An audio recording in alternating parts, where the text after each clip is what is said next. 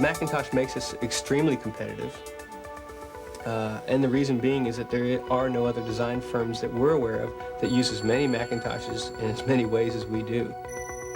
This pendant is a remote control device for a home care hospital bed. It was designed on the Macintosh.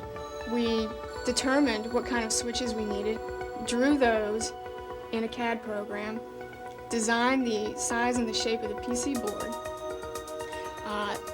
and then the engineer gave me those files. And I drew right on top of those files the case itself.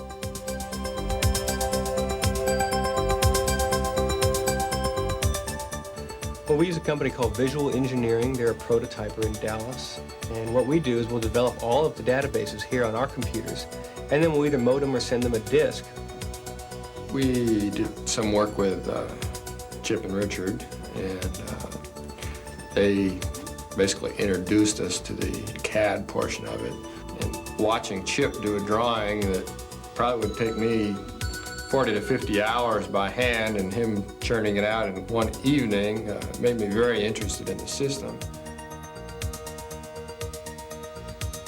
There's no question that we couldn't do what we've done with traditional hand tools and hand operating methods of design, the drafting board, T-square type of thing.